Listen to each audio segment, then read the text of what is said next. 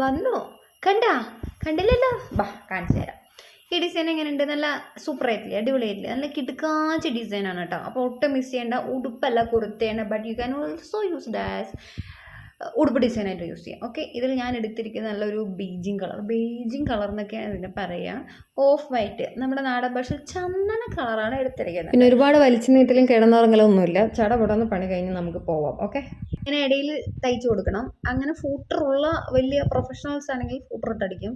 നമ്മളെപ്പോലെ പാവങ്ങളൊക്കെ ആണെന്നുണ്ടെങ്കിൽ ഫൂട്ടർ ഇട്ടടിക്കേണ്ട ആവശ്യമൊന്നുമില്ല. ഇങ്ങനെ ജസ്റ്റ് മടക്കി അടിച്ചാൽ മതി. ഇത് യോക്ക് പോർഷൻസിന് വേണ്ടിയിട്ടാണ് ഇങ്ങനെ തയ്ച്ചെടുക്കുന്നത്. തയ്ച്ച ശേഷം മാത്രം ഈ കൈയും കലക്കെ വെട്ടാൻ നിന്നാൽ മതി കേട്ടോ. കാരണം എത്രത്തോളം ചുരുങ്ങും, എത്രത്തോളം കൺട്രാക്ഷൻ ഉണ്ടാവും എന്ന് പറയാൻ പറ്റത്തില്ല. കൺട്രാക്ഷൻ എന്നൊക്കെയാണോ പറയുന്നത് എനിക്കറിയില്ല കേട്ടോ. എങ്കിലും ഞാനങ്ങനെ പറഞ്ഞു. അപ്പോൾ ജസ്റ്റ് വെട്ടിയെടുക്കുക കറക്റ്റായിട്ട്.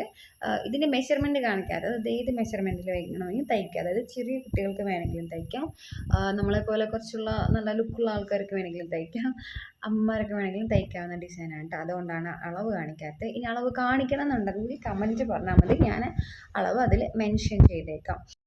പിന്നെ നെക്ക് പോർഷൻസ് ആണ്. ഇത് ജസ്റ്റ് ഡയറക്റ്റ് ക്ലോത്ത് മാത്രം വെച്ച് തയ്ക്കുന്നവരുണ്ട്. മാക്സിമം ഞാൻ ക്യാൻവാസ് ഉപയോഗിക്കാറാണ് പതിവ്. കാരണം ഫിനിഷിങ് കിട്ടും, അതൊരിക്കലും തൂങ്ങി പോകത്തില്ല. നമ്മൾ ഇട്ട് കഴിഞ്ഞ് കുറച്ചാകുമ്പോഴത്തേനും കഴുത്തിങ്ങനെ ബ്ലാന്ന് പറഞ്ഞിങ്ങനെ തുറന്ന് കാണിച്ചാൽ അത് ബുദ്ധിമുട്ടല്ലേ. അങ്ങനെ ഇല്ലാതിരിക്കാനാണ് ക്യാൻവാസ് യൂസ് ചെയ്യുന്നത്. സ്റ്റിഫായിട്ട് നിൽക്കും, സ്റ്റിച്ചും അതിൽ കറക്റ്റായിട്ട് പെടും കേട്ടോ. മാക്സിമം ക്യാൻവാസ് ഉപയോഗിക്കാൻ നിൽക്കുക. അല്ലാന്നുണ്ടെങ്കിൽ ഡബിൾ ആയിട്ടുള്ള ക്ലോത്ത് എടുത്തിട്ട് തയ്ക്കാൻ നോക്കാം.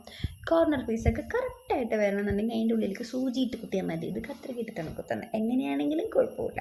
അങ്ങനെ അല്ലാന്നുണ്ടെങ്കിൽ വേറൊരു മെത്തേഡ് ഉണ്ട്, നൂലിട്ട് തയ്ച്ച് പിടിച്ച് പഠിക്കുന്ന ഒരു മെത്തേഡ്. വേണമെന്നുണ്ടെങ്കിൽ റിക്വസ്റ്റ് ചെയ്ത I will share that. I also said that this is Onam ആയതുകൊണ്ട് നമുക്ക് ഓണത്തിന് വേണ്ടിയിട്ട് പൂക്കളുള്ള ഒരു ഡിസൈൻ ഉണ്ടാക്കാം. അപ്പോൾ അതിന് പെറ്റൽസ് ആണ് എടുത്തിരിക്കുന്നത്. പെറ്റൽസ് അല്ലാന്നുണ്ടെങ്കിൽ നിങ്ങൾക്ക് എന്ത് വേണമെങ്കിലും എടുക്കാം, as it is your wish. Design ഇങ്ങനെ വൃത്തിയായിട്ട് വെച്ച് കൊടുക്കുക. പിന്നെ റൗണ്ട് ഷേപ്പായിട്ട് എടുക്കാം. ഞാൻ പറഞ്ഞല്ലോ പൂക്കളായതുകൊണ്ട് പൂക്കൾ എടുക്കുവാണ്.